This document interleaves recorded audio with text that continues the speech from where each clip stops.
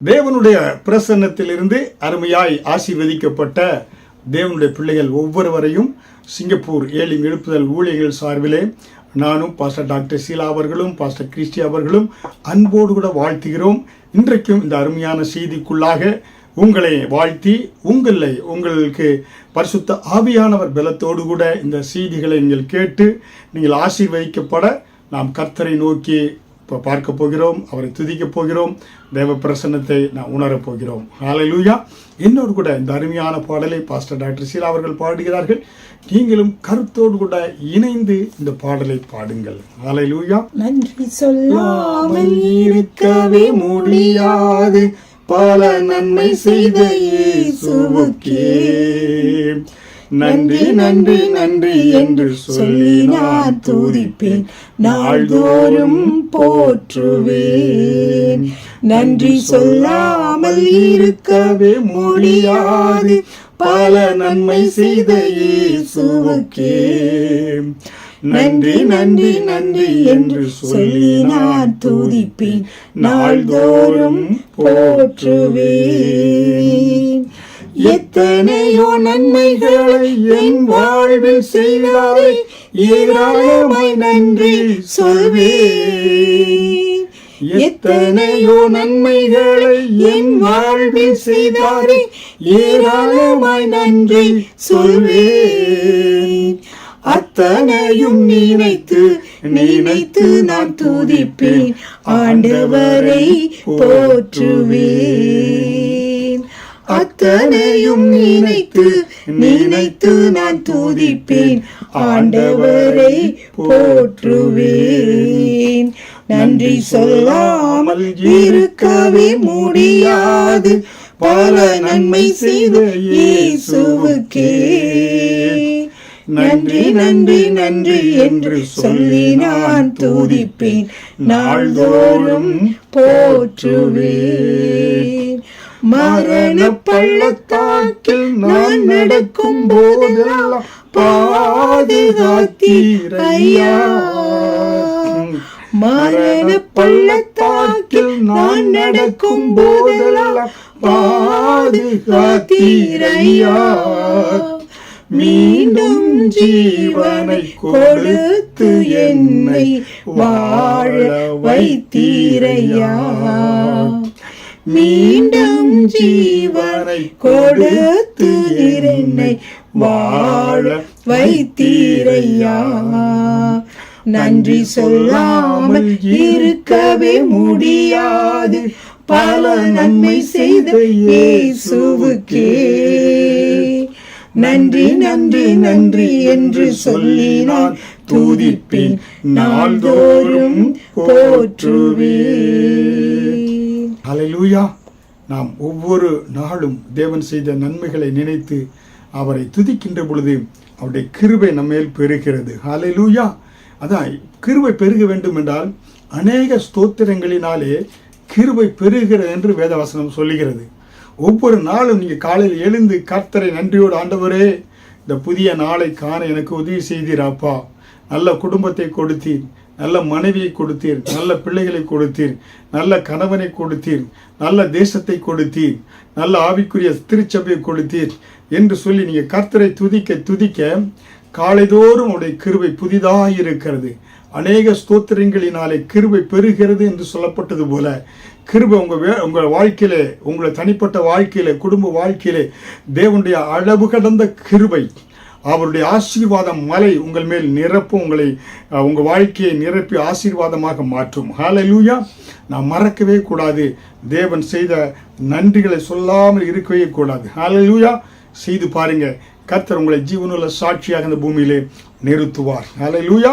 இன்றைக்கும் உங்களோடு கூட கர்த்தருடைய செய்தியை பகிர்ந்து கொள்ளும்படியான அதற்கு எடுத்துக்கொள்ளப்பட்ட தலைப்பு ஒரு மனம் நறுமணம். ஹல்லேலூயா. ஒரு மனமாக இருக்கின்ற பொழுது அங்கே நறுமணம் வீசக்கூடியதாக இருக்கிறது. ஹல்லேலூயா. அதற்கு நம்ம சங்கீதம் 133வது அதிகாரத்தையும் பார்க்கலாம்.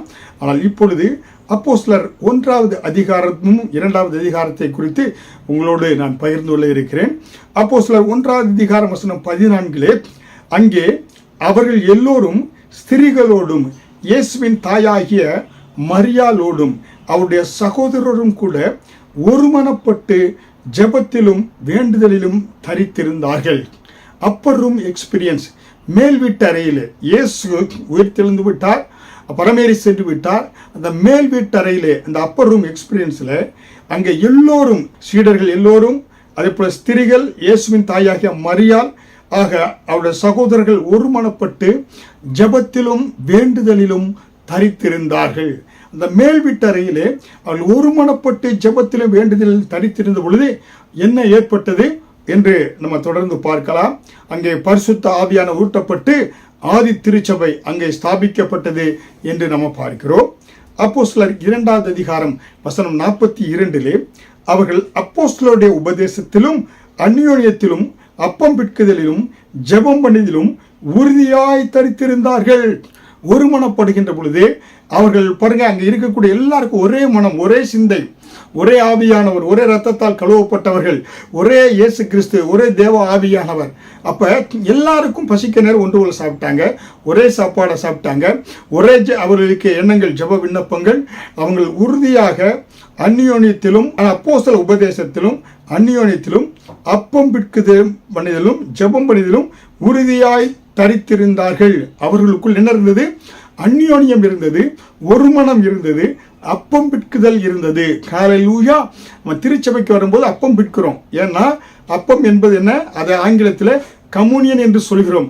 கம் யூனியன், வாருங்கள் ஒன்றாக நம்ம என்ன செய்வோம்?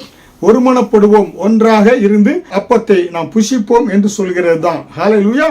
கம் யூனியன் தான் கம்யூனியன் என்று சொல்கிறோம்.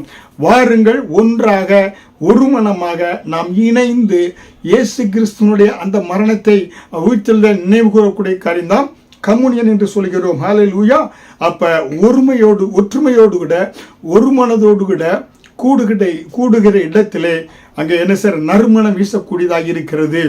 அங்கே பரிசுத்த ஆவியானவர் அசைவாடக்கூடியவராக இருக்கிறார். பரிசுத்த ஆவியானவர் அவர் மத்தியில் இறங்கி வந்து அவர்களை ஒவ்வொருவரையும் அபிஷேகத்தினால் நிரப்பினார். ஒவ்வொருவரும் அந்நிய பாஷையில் பேச துவங்கினார்கள். வெளியே இருந்து வரக்கூடிய ஜனங்கள் பார்க்குறாங்க, இவங்க உலக என்ன பலவிதமான பாஷைகளை பேசுகிறாங்க, பரலோக பாஷையை பேசுகிறார்கள் என்று பார்த்து அவர்கள் ஆச்சரியப்பட்டார்கள் என்று பார்க்கிறோம். ஹல்லேலூயா. அப்ப தேவனுடைய திட்டம் என்ன? நாம் ஒரு மனமாய் இருக்க வேண்டும். ஒரு மனமாய் இருக்கின்ற பொழுதுதான் நறுமணம் வீசக்கூடியவர்களாக இருப்போம். ஒரு மனம், ஒரே ஐக்கியம் உள்ளவர்களாக நாம் இருக்க வேண்டும். அதைத்தான் இயேசு கிறிஸ்து யோவான் 17வது அதிகாரம் வசனம் 21 அவர்கள் எல்லோரும் ஒன்றாய் இருக்கவும் பிதாவே, நீர் என்னை அனுப்பினதை உலகம் விசுவாசிப்பதற்காக நீர் என்னிலேயும் நான் உம்மிலேயும் இருக்கிறது போல அவர்கள் எல்லோரும் நம்மில் ஒன்றாய் இருக்கவும் வேண்டிக் கொள்கிறேன். இயேசு சொல்றார் பாருங்க, நான் உம்மிலே நீர் என்னிலே, அதே போல சீடர்கள் உலக மக்கள் எல்லாம் நம்மிலே ஒன்றாய் இருக்கவும் வேண்டிக் கொள்கிறேன். இயேசு கிறிஸ்துவனுடைய திட்டம், நோக்கம், இதயத்தினுடைய வாஞ்சை என்ன? எல்லாரும் பிதா, குமாரன், பரிசுத்த ஆவியானவர், தேவனுடைய பிள்ளைகள்லாம் ஒரு மனமாய் ஒரே குடும்பமாய் இருக்க வேண்டும் என்பதுதான் என்ன இயேசுனுடைய ஜெப வேண்டுதலாய் இருக்கிறது. அப்ப ஐக்கிய கிறிஸ்தவத்தினுடைய அடிப்படை, அந்த ஃபவுண்டேஷன் என்ன? ஐக்கியம், ஒரு மனம், ஒன்னஸ். கிறிஸ்தவத்தினுடைய முக்கியமா என்ன? ஒரு மனம், ஒரே ஐக்கியம். ஏன்னா அங்கே என்ன பிரிவினை கிடையாது. அங்கே ஏன்னா ஒரே பிதாவானவர் இருக்கிறார். அவர் ஒரே இயேசு கிறிஸ்துவினாலே, ஒரே பரிசுத்த ஆவியினாலே எல்லாரும் மறுபடியும் பிறந்தவர்களாக அங்கே இருக்கிறார்கள். ஒரே சரீரமாக, ஒரே ஆவியினால் நிரப்பப்பட்டவர்களாக. ஒரே சரீரம் என்றால் சரீரத்துக்கு தலை இயேசு கிறிஸ்துவாக, சரீரத்தினுடைய அடையாளங்கள் என அங்கங்களாக எல்லா விசுவாசிகளும் நம்ம இருக்கக்கூடியவர்களாக இருக்கிறோம். ஹல்லேலூயா. அப்ப அந்த ஒரு மனத்திலே ஆண்டவருடைய சுதந்திரவாளிகளாக நாம் இருக்கிறோம். நாம் தனிமையில், இந்த பூமியில திறந்து விடப்பட்ட சூழ்நிலை நம்ம இல்லை, அனாதைகள் இல்லை. நமக்கென்று ஒரு குடும்பம் இருக்கிறது. அதான் இயேசுவின் குடும்பம் ஒன்று உண்டு. அங்கே அன்பு நிறைந்த குடும்பம் ஒன்று உண்டு. ஹல்லேலூயா. இயேசுவின் குடும்பத்தில் தான் நீங்கள் அன்பு பார்க்க முடியும். ஒருவன் கிறிஸ்துவுக்குள் இருந்தால் புதிய சிருஷ்டியாக இருக்கிறான் என்று 2 கொரிந்தியர் 5:17 பார்க்கிறோமே, அந்த புதிய சிருஷ்டியாக நீங்க வருகின்ற பொழுது, புதிய குடும்பத்துக்குள் வருகின்ற பொழுது, நீங்கள் அன்பு நிறைந்தவர்களாய், ஒரே ரத்தத்தால் இயேசு ரத்தத்தால் கழுவப்பட்டவர்களாய், ஒரே பிதாவானவர், ஒரே ஆவியானவர், ஒரே சகோதர ஐக்கியத்தோடு இருக்கிறீங்க. இயேசு கிறிஸ்துவை சொந்த இரட்சகராய் ஏற்றுக்கொள்ளாத யாராவது இருந்தாலும் செய்தி கேட்டுக்கொண்டிருந்த அவங்களுக்கு அன்போடு அழைப்பு விடுகிறேன். இந்த குடும்பத்துக்குள்ள ஓடி வந்து விடுங்க. இங்கே உங்களை விசாரிப்பதற்கு, இங்கே உங்களை அக்கறை கொள்வதற்கு, உங்களுக்கு ஆறுதல் சொல்வதற்கு, உங்களுடைய நலனை விசாரிப்பதற்கு ஒரு குடும்பம் இருக்கிறது. அதுதான் இயேசுவின் குடும்பம். ஹல்லேலூயா. அதனால் இந்த வேளையில் இயேசுவை ஏற்றுக்கொள்ளாதவர்கள், இயேசுவே என் உள்ளத்தில் வாருங்க, நீங்க தான் உலக இரட்சகர் என்பதை நான் அறிக்கையிடுகிறேன். என் பாவங்களுக்காக நீ மரித்தீர், அடக்கம் செய்யப்பட்டீர், 3ஆம் நாள் உயிரோடு எழும்பி வந்து என்பதை விசுவாசிக்கிறேன், நீ இரட்சகர், நீரே என் தெய்வம் என்று வாயில அறிக்கையிடுகிறேன் என்று சொல்கின்ற பொழுது அந்த ஐக்கியத்துக்குள்ள, அந்த குடும்பத்துக்குள்ள வந்துடுறீங்க. தேவனுடைய பிள்ளையாய் மாறிவிடுறீங்க. இதற்காக நீங்க மலை ஏற வேண்டியதில்லை, நீங்க பாத யாத்திரை செல்ல வேண்டியதில்லை, நீங்க மொட்டை அடிக்க வேண்டியதில்லை, எதை தூக்க வேண்டியதில்லை.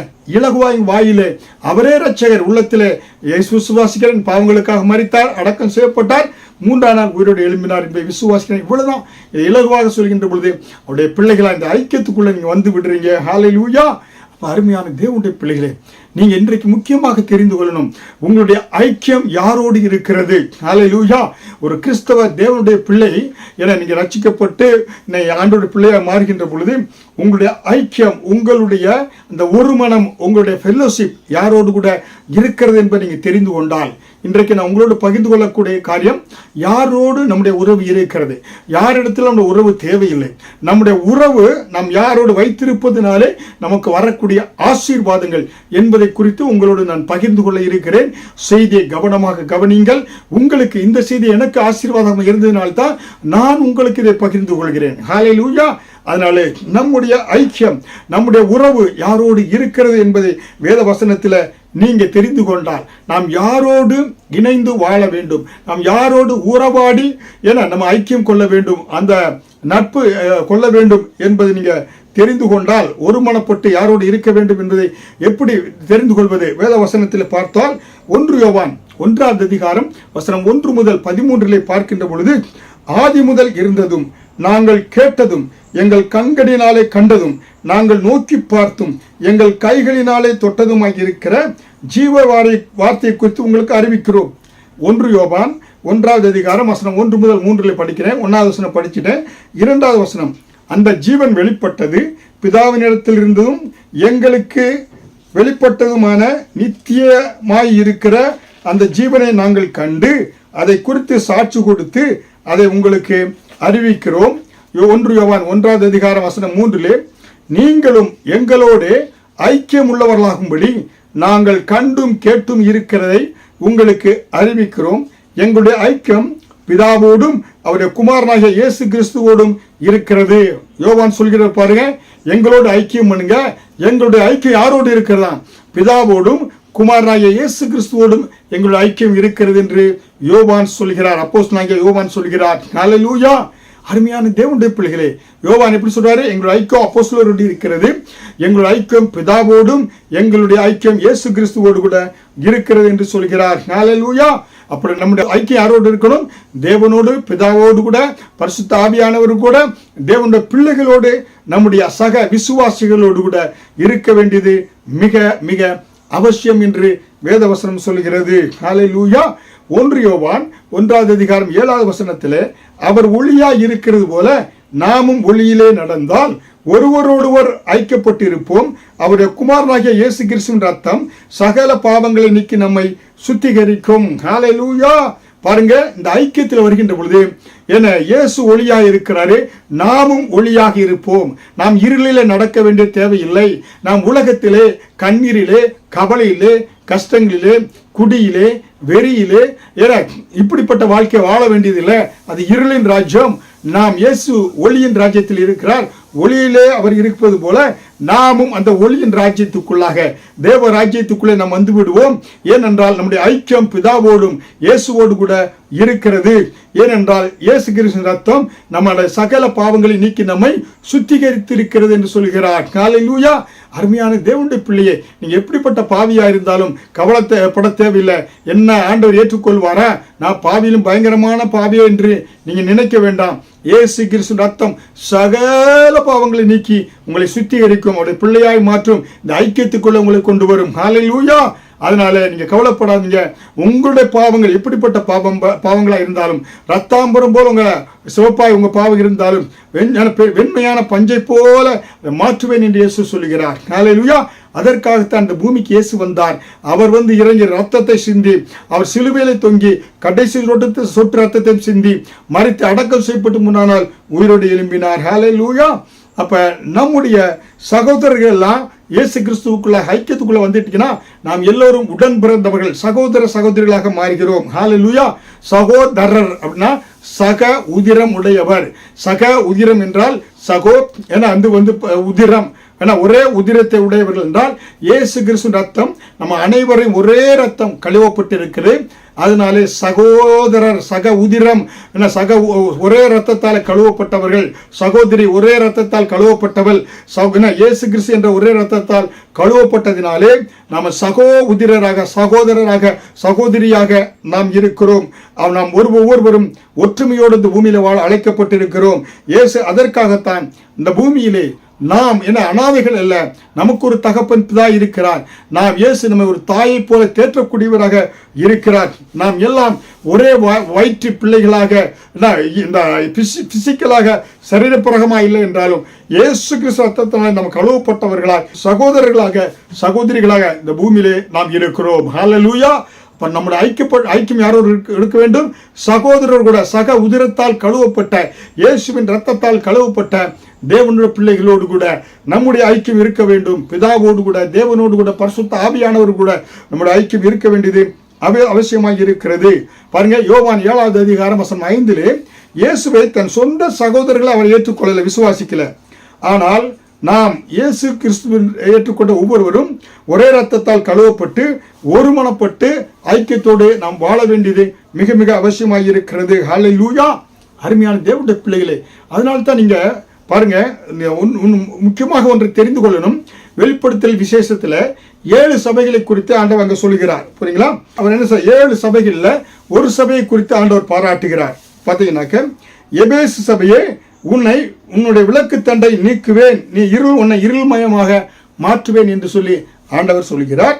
அதே போல பாத்தீங்கன்னாக்க சிமிர்னா சபையை, உன்னிடம் தூஷணம் உண்டு என்று அந்த சபையை குறித்து ஆண்டவர் சொல்கிறார்.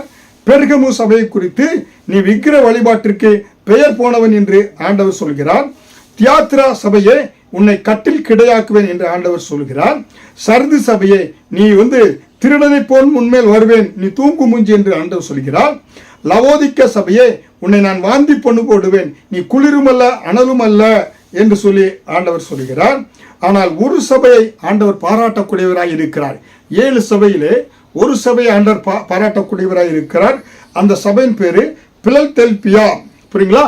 பிலதெல்பியா சபையை குறித்து ஆண்டவர் பாராட்டுகிறார். காரணம், பிலதெல்பியா என்று கிரேக்க மொழியில பார்க்கின்ற பொழுது அது என்னன்னாக்கா சகோதர சிநேகம், brotherly love, city of brotherly love என்று சொல்லக்கூடிய அந்த ஒரு பட்டணம், ஏன்சியன் சிட்டி ஆஃப் லீதியா, அந்த பட்டணம் பிலதெல்பியா அங்கே இருக்கிறது. அதுக்கு பிரதர்லி லவ் என்று அர்த்தமா. சகோதர சிநேகம் உள்ள திருச்சபையை பிலதெல்பியா சபையை என்று ஒரு சபையை ஆண்டவர் பாராட்டக்கூடியவராக இருக்கிறார். ஏனென்றால் அங்க ஒருவருக்கொருவர் ஒற்றுமையோடு வாழ்கிறாங்க. அவர்கள் அன்பை மட்டும் அந்த சபையில பொழிகிறார்கள். அப்படிப்பட்ட சபையை தான் 7 திருச்சபையில பிலதெல்பியா திருச்சபையை கர்த்தர் பாராட்டக்கூடியவராக இருக்கிறார். அவங்க எப்படிப்பட்டவர்களாக இருந்தாங்க? பிரதர்லி லவ், சகோதர சகோதரி அன்பிலே நிறைந்தவர்களாய் அந்த திருச்சபை இருந்தது. போட்டி, பொறாமை என இப்படிப்பட்ட மாமிசத்துக்குரிய காரியங்கள் சபையிலே அதிகமாய் காணவில்லை என்று வேதத்தில் நாம் பார்க்கிறோம். ஹல்லேலூயா. அப்ப இன்னைக்கு வாழ்க்கையில அநேகர் ஆரம்பத்தில் நன்றாக இருப்பாங்க, தேன் ஒழுக பேசுவாங்க. போக போக பார்த்தா உதட்டில் ஒன்றை வைத்து உள்ளத்துல ஒன்றை பேசக்கூடியவர்களாக இருப்பாங்க. ஹல்லேலூயா. பாருங்க, இயேசு கிறிஸ்து பிடிக்கப்பட்ட பொழுது கெத்செமனே தோட்டத்தில் எல்லோரும் ஓடிவிட்டாங்க. பிறகு அவங்க சேர்ந்தாங்க. ஹல்லேலூயா. அப்ப பரிசுத்த ஆவியின் வல்லமை ஊற்றப்பட்ட பொழுது அவர்கள் எல்லாம் ஒரு இடத்துல வந்து ஒற்றுமையாக கூடினார்கள் என்று நாம் பார்க்கிறோம். ஹல்லேலூயா. அருமையான தேவனுடைய பிள்ளைகளே, அதனால்தான் இந்த சகோதர அன்பு இருக்கிற இடத்துல நாம் இருக்க வேண்டும். பவுலுக்கும் ஆறுதலின் மகனாகிய பர்னபாவுக்கும் பிரச்சனை பாருங்களா. பர்னபா வேதத்தில் பார்க்கிறோம், அவன் ஆறுதலின் மகன் என்று பார்க்கிறோம். பவுலுக்கும் பர்னபாவுக்கும் பிரச்சனை வந்தது. அவன் பவுலை தேற்றக்கூடியவனாக ஆரம்பத்தில் இருந்தான். அவருக்குள்ள பிரச்சனை வந்தது. 14 வருடங்களுக்கு பிறகாக பவுலும் பர்னபாவும் சேரக்கூடியவர்களாக இருக்கிறார்கள். அதே போல பவுலுக்கும் மார்க்கு, யோவான் மார்க் என்று சொல்ல மார்க்குக்கும் பெரிய பிரச்சனை. பவுல் சிறையில் இருந்தபோது மார்க்கு தான் அதிகமாக பவுலுக்கு உதவினான் என்று பார்க்கிறோம். பிலோமோன் ஒனேசிமினுடைய அடிமை புரியுங்களா. பிலோமோன் பிரிந்து சென்றான். நாளடைவில் ஒனேசிமு அந்த பிலோமனை சேர்த்து கொண்டான் என்று பார்க்கிறோம். ஹல்லேலூயா. சேர்த்து கொள்ளப்படுவதற்கு ஒனேசிமும் பிலோமோனும் சேர்த்து கொள்ளப்படுவதற்கு பவுல் ஒரு காரணமாக இருந்தார் என்று பார்க்கிறோம். ஹல்லேலூயா. இப்ப வேதம் என்ன சொல்கிறது? ஒருவருக்கொருவர் ஒற்றுமையோடு வாழ வேண்டும் என்பது தேவனுடைய சித்தமாயிருக்கிறது. ஹல்லேலூயா. அதுதான் சங்கீதம் 133 பார்க்கிறோம். ஒரு மனம்பாய் ஒரு இடத்துல வாழ்கின்ற பொழுது அங்கே தேவன் ஆசீர்வாதத்தை கட்டளையிடுகிறாரு. ஏன்னா அபிஷேகத்தை ஆரோன் சிரசின் மேல் ஊற்றப்பட்ட போல அந்த அபிஷேகம் ஏன்னா உச்சந்தலையிலிருந்து அப்படியே தாடிகளில், உதடுகளில், சரீரத்தில், அங்கிகளெல்லாம் வடிந்து ஓடக்கூடிய இருக்கிறது. அங்கே கர்த்தர் என் ஜீவனின் நறுமணத்தை கட்டளை இடக்கூடியவராக இருக்கிறார். ஹல்லேலூயா. அப்ப பார்த்தீங்கன்னாக்கா ஆண்டவரை கர்த்தரை பொறுத்த வரையிலே தேவனுடைய சித்தம் என்னவாய் இருக்கிறது? முதலாவது நமக்கு ஐக்கியம், இரண்டாவது தான் ஆராதனை. புரியுங்களா? தேவ சமூகத்தில் வருகின்ற பொழுது ஆனா நீங்க ஐக்கியம் இல்லாத ஆராதனையை தேவன் அங்கீகரிக்க மாட்டார் என்று வேதம் சொல்கிறது. மத்தேயு 5வது அதிகாரம் வசனம் 23-24 பார்த்தா, ஆகையால் நீ பலிபீடத்தினிடத்தில் உன் காணிக்கை செலுத்த வந்து உன் பேரில் உன் சகோதரனுக்கு குறைவு உண்டென்று அங்கே நினைவு கூறுவாயாகில். காணிக்கை போட வருகிற நீ பலிபீடத்துக்கு வர்ற, அங்கே உன் சகோதரன் பேரில் உனக்கு குறைவு இருக்குது என்று நீ நினைவு கூறுவாயானால் அங்கேதானே பலிபீடத்தின் முன் உன் காணிக்கையை வைத்துவிட்டு போய் முன்பு உன் சகோதரனோட ஒப்புரவாகி பின்பு வந்து உன் காணிக்கையை செலுத்து என்று இயேசு மலை பிரசங்கத்தில் பியாட்டிடியூட்ஸ், பிழை மதிக்க முடியாத இந்த மலை பிரசங்க கோல்டன் ரூல்ஸ் என்று சொல்றாங்களே வேதத்தில், அதான் மத்தேயு 5வது அதிகாரம், 6வது அதிகாரம், 7வது அதிகாரம், 3 அதிகாரம் தான் கோல்டன் ரூல்ஸ், மலை பிரசங்கம், பியாட்டிடியூட்ஸ். இந்த 3 காரியத்தில் அவ்வளவு பொன்மொழிகளை இயேசு நமக்கு சொல்லி இருக்கிறாரு. அதுல சொல்லக்கூடியது, உன் சகோதரனிடத்தில் உன் குறைவு இருக்குன்னா நீ காணிக்கை போடுவதற்கு முன்பாக அவனிடத்தில் ஒப்புரவாய் கொண்டு வந்து நீ காணிக்கை செலுத்து. அப்பொழுதுதான் அந்த காணிக்கை அங்கீகரிக்கப்படும். அந்த காணிக்கை மூலம் உனக்கு ஆசீர்வாதம் கிடைக்கும் என்று சொல்கிறார். ஹல்லேலூயா. அப்ப முன்பு ஒப்புரவு, பின்பு காணிக்கை, முன்பு ஐக்கியம், பின்பு ஆராதனை. ஹல்லேலூயா. அப்ப நம்முடைய அருமையான தேவனுடைய பிள்ளைகளே, நம்முடைய ஐக்கியம் யாரோடு இருக்கிறது? பிதாவோடு கூட, குமாரனோடு கூட, பரிசுத்த ஆவியானவர் கூட, ஏன்னா தேவ விசுவாசிகளோட, சகோதரர்கள் கூட, சக உதிரத்தால் கழுவப்பட்டவர்களோட நம்முடைய ஐக்கியம் இருக்கிறது என்று பார்க்கிறோம். ஹல்லேலூயா. இப்படியாக நாம் அனுதினமும் வாழ வேண்டும். ஹல்லேலூயா. இதுதான் கிறிஸ்தவ ஜீவியம். கிறிஸ்தவ ஜீவியத்திலே நாம் தேவனை ஏற்றுக்கொள்ளாத பிள்ளைகளை அந்த ஐக்கியத்துக்குள்ள கொண்டு வந்து ஒரே ரத்தத்தால் கழுவப்பட்டு அப்பொழுது ஒரே சிந்தனையோடு இருப்போம், ஒரே ஆவிக்குரிய சிந்தனையோடு இருப்போம். உலக காரியங்கள், பிசாசின் காரியங்கள் வராதபடி உலகத்தோடு நீ ஒட்டு வாழ்ந்தானாக்கா அங்கே பிரச்சனை வரும். நீங்க ஒன்றை சிந்திப்பீங்க, நீங்க சர்ச்சுக்கு போகணும்பீங்க, தேவன் பிரேயருக்கு செல்வனுமே சினிமாவுக்கு கூப்பிடுவான், இல்ல மது குடிக்க கூப்பிடுவான். அங்கே ஒரு மனம் இருக்காது, பிரச்சனைகள், போராட்டங்கள் வரக்கூடியதாக இருக்கும். ஹல்லேலூயா. அப்ப அருமையான தேவனுடைய பிள்ளைகளே, உங்களுடைய ஐக்கியம் யாரோடு இருக்க வேண்டும்? ஒரே பிதாவோடு, ஒரே குமாரனோடு, ஒரே பரிசுத்த ஆவியானவரோடு, ஒரே தேவ பிள்ளைகளோடு, தேவ ரத்தத்தால் சக உதிரம் இயேசுவின் ரத்தத்தால் கழுவப்பட்ட சகோதர சகோதரிகளோடு உங்கள் ஐக்கியம் இருக்க வேண்டும். அப்படியாக நீங்க அனுதினமும் இப்படிப்பட்ட ஐக்கியத்திலே வாழ வேண்டும். ஆதி திருச்சபை இப்படியாக அனுதினமும் அவர்கள் சக ஒருமனப்பட்டாங்க, ஒரே ஐக்கியத்தோடு இருந்தாங்க, ஒரே அவங்க என்ன செய்ய அப்பம் பிற்கதில் இருந்தாங்க, ஒரே ஜெப வேண்டுதல்ல தரித்து இருந்தார்கள். ஆதி திருச்சபையிலே பரிசுத்த ஆவியானவர் அசைவாடினார். ஆதி திருச்சபை வளர்ந்தது, பெருகியது, 3000, 5000, 5000 என்று பெருக ஆரம்பித்தது என்று பார்க்கிறோம். ஹல்லேலூயா. ஒன்று நம்முடைய ஐக்கியம் பிதாவோடு, குமாரனோடு, பரிசுத்த ஆவியானவரோடு. அடுத்ததாக தேவ பிள்ளைகளோடு நம்முடைய ஐக்கியம். இரண்டாவதாக, நம்முடைய உறவு யாரோடு இருக்கக்கூடாது, நம்முடைய நட்பு யாரோடு இருக்கக்கூடாது என்று வேதவசனம் சொல்கிறது என்றால், 1 கொரிந்தியர் நீங்க 10வது அதிகாரம் முழுவதும் படிக்கலாம். 1 கொரிந்தியர் 10 20வது வசனத்திலே, 1 கொரிந்தியர் 10:20 அஞ்சாணிகள் பலியிடுகிறவர்களை தேவனுக்கல்ல பேய்களுக்கே பலியிடுகிறார்கள் என்று சொல்கிறேன். நீங்கள் பேய்களோட ஐக்கியமாய் இருக்க எனக்கு மனதில்லை. பேய்கள் என்று சொன்னா மற்ற மதத்தினர். பேய்கள்னா இந்த பார்த்தீங்கன்னா ஒரு தலை விரிச்சு போட்டு வெள்ளை இதோடு கூட காலில் அப்படியே பறந்து போயிட்டு இருக்கு, அதுல பேய் இல்லை. பாருங்க, மற்ற மதத்தினர். ஹல்லேலூயா. அதாவது விக்கிரங்களை வழிபடக்கூடியவர்களை குறித்து அங்கே சொல்லப்பட்டிருக்கிறது. புற மார்க்கத்தாரை குறித்து சொல்லப்பட்டிருக்கிறது. ஹல்லேலூயா. நீங்க அவங்கள ஆண்டவருக்குள்ள கொண்டு வரீங்களா, ஒரு ஐக்கியத்துக்குள்ள வளர்றீங்க. எபேசியர் 5வது அதிகாரம் வசனம் 15 என்ன சொல்கிறது? ஆனபடியினாலே நீங்கள் நாணமற்றவர்களைப் போல நடவாமல் நாணம் உள்ளவர்களைப் போல கவனமாய் நடந்து கொள்ளுங்கள். ஹல்லேலூயா. நாணம் இல்லாதவர்கள் போய் நடக்காம நாணம் உள்ளவர்களோட நடந்து கொள்ள பார்த்து சொல்லப்பட்டிருக்கிறது.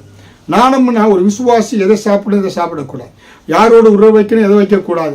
இப்படிப்பட்ட அந்த நாணத்தோடு, உங்களுக்கு நாணம் உள்ளவர்களோடு என்ன இருக்கணும், நடந்து நாணம் மற்றவர்களோடு நடப்பதில் கவனமாக இருக்க வேண்டும் என்று சொல்லப்பட்டிருக்கிறது. அதனால் எபேசியர் 5:16 நாட்கள் பொல்லாதவையானதால் சகலத்தையும் பிரயோஜனப்படுத்திக் கொள்கள் என்று சொல்லப்பட்டிருக்கிறது. ஹல்லேலூயா.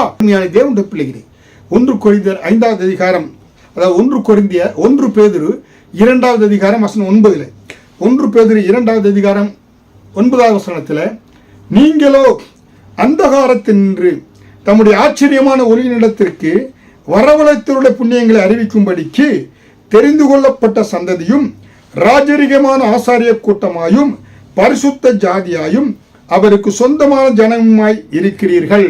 ஹல்லேலூயா. பாருங்க, சொல்லப்பட்டிருக்கிறது, அந்தகாரத்தினின்று தம்முடைய ஆச்சரியமான ஒளியினிடத்திற்கு.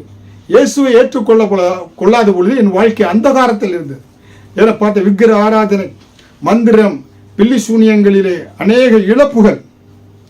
ஆனால் இயேசுவை ஏற்றுக்கொண்ட பொழுது அவருடைய புண்ணியங்களை அறிவிக்கும்படி தெரிந்து கொள்ளப்பட்ட சந்ததி, ராஜரீக ஆசாரிய கூட்டம், பரிசுத்த ஜாதி, அவருக்கு சொந்தமான ஜனமாய்.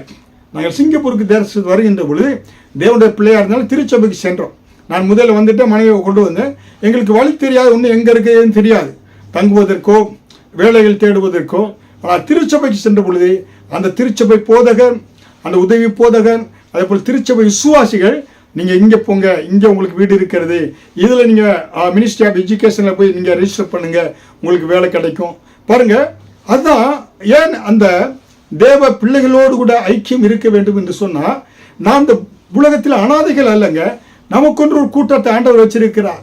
புரியுங்களா? அந்த கூட்டத்தோட போகின்ற பொழுது தேவனுடைய பிள்ளைகளுக்கு பாதுகாப்பு. இன்றைய வரை நாம் அநேக ஜெப கூட்டங்களுக்கு அநேக இடங்களுக்கு சொல்லுகின்ற பொழுது தேவனுடைய பிள்ளைகளோடு இருக்கின்ற பொழுது அது பெரிய ஆசீர்வாதம். ஒருவருக்கொருவர் என உதவி செய்யக்கூடிய, ஒருவருக்கொருவர் ஒத்தாசை, ஆலோசனை, இப்படியாக இருக்கிறது ஆசீர்வாதத்தை பார்க்கிறோம். ஹல்லேலூயா. அதனாலே நம்முடைய ஐக்கியம், ஒளிக்கும் இருளுக்கும் சம்பந்தம் ஏது? ஹல்லேலூயா. புற ஜாதி மார்க்கத்தாரை நாம் என்ன ஆண்டவர் ஐக்கியத்துக்குள்ளா எல்லாக்கும் போதும் நாணவான்களாக நடந்து கொள்ள வேண்டும் என்று வேதம் சொல்கிறது. 2 கொரிந்தியர் 6வது அதிகாரம் வசனம் 14 முதல் 17 அந்நிய நுகத்திலே அவிசுவாசிகளின் பிணைக்கப்படாதிருப்பீர்களாக, கிறிஸ்துவுக்கும் பேலியாளுக்கும் இசைவேது, அவிசுவாசியோட விசுவாசிக்கு பங்கேது, நீங்கள் தேவனுடைய ஆலயமாய் இருக்கிறீர்கள். ஹல்லேலூயா. பாருங்க, நீங்க திருமணம் முடிச்சிட்டீங்க, ஏன்னா நீங்க ரட்சிக்கப்படுறீங்க, நீங்க மட்டும் ரட்சிக்கப்பட்டிருக்கீங்க, கணவன் ரட்சிக்கப்படலை. அப்ப அவிசுவாசோடு நோக்கி எப்படி பிணைக்கப்படக்கூடாது இருக்காங்களே வசனம் சொல்லுது, கணவனை கட் பண்ணி விட்டுறா இல்லை. நீங்க அவரை நேசித்து, கிறிஸ்து நேசிப்பது போல உங்களை நேசிப்பது அவரை நேசித்து உங்க அன்பை காண்பிக்கின்ற பொழுது அவரும் இந்த ஐக்கியத்துக்குள்ளாக வந்து விடுவார். ஹல்லேலூயா. அதனால இந்த காரியத்திலே நாணம் உள்ளவர்களாக நீங்க நடந்து கொள்ள வேண்டும் என்று நமக்கு வேதவசனம் எச்சரிக்கை செய்யக்கூடியதாக இருக்கிறது. ஹல்லேலூயா. அதே போல 1 கொரிந்தியர் 10:20 விக்கிரகத்திற்கு விலகி ஓடு என்று சொல்லப்பட்டிருக்கிறது. Free from ideal worship. புரியுங்களா? அப்ப நீங்க தேவனுடைய ஆலயமாய் இருக்கிறீங்க. தேவனுடைய பிள்ளைகளே, இந்த காரியத்தில் கவனமாக இருக்கும். உங்கள் ஐக்கியம் யாரோடு இருக்க வேண்டும்? பிதாவோடும் குமாரனோடும் பரிசுத்தாவியானவரோடும் தேவனுடைய பிள்ளைகளோடு இருக்கணும். தேவ பிள்ளைகளோடு உங்களுடைய ஐக்கியம் யாரோடு இல்லாக்க அதை நீங்கள் இருளில் இருக்கிறீங்க, இருளில் இருக்க பிள்ளைகளோட இல்லை, நீங்கள் வெளிச்சத்தில் இருக்கீங்க. வெளிச்சத்தின் பிள்ளைகளாக இருக்கிற நீங்கள் இருளில் இருக்கிற பிள்ளைகளை வெளிச்சத்துக்கு நடத்தி நீங்கள் தேவனுடைய பிள்ளைகளாக இருக்கிற நீங்கள் இந்த காரியத்தில் கவனமாக இருந்து நீங்கள் கர்த்தருடைய வேத வசனத்தை நடக்கின்ற பொழுது கர்த்தர் உங்களை ஆசீர்வதிப்பார், உங்களுடைய ஐக்கியத்தை பெருக பண்ணுவார். இந்த நாளில் கூட உங்களுடைய உறவு யாரோடு இருக்க வேண்டும், உங்களுடைய உறவு யாரோடு இருக்கக்கூடாது என்று சொன்னேன். ஆனால் இந்த உறவின் மூலம் என்ன ஆசீர்வாதம் இருக்கிறது என்று அடுத்த தொடரில் உங்களோடு சொல்கிறேன். நன்றாக கவனியுங்கள். கேட்ட ஒவ்வொரு பிள்ளை இந்த வாரம் முழுவதும் கர்த்தர் கண்ணின் கண்மணி போல தீங்குக்கு, வியாதிகளுக்கு, விபத்துக்கு, கிட்னி வியாதிகளுக்கு, மூட்டு வியாதிகளுக்கு, பிரஷருக்கு, ஹார்ட் அட்டாக்கு, எல்லா வியாதிகளுக்கு விலக்கி பாதுகாத்து தேர்வு எழுதுகிற ஒவ்வொரு பிள்ளைகளுக்கு நல்ல ஞானத்தை கொடுத்து, வெற்றி ஜெயத்தை கொடுத்து, வேலை தேடுகிற வேலைகளை கொடுத்து, இன்கிரிமெண்ட் ப்ரொமோஷனை கொடுத்து, குடும்பத்தில் சமாதானம், பிள்ளைகள் எல்லாவற்றையும் கொடுத்து கர்த்தர் அற்புதமாக நடத்துவார். தொடர்ந்து காத்துக்கொள்வார், ஆசீர்வதிப்பார். இயேசுவின் மூலம் ஜெபிக்கிறேன் ஜீவனுள்ள நல்ல பிதாவே, ஆமென். கர்த்தர் உங்களை ஆசீர்வதிப்பாராக.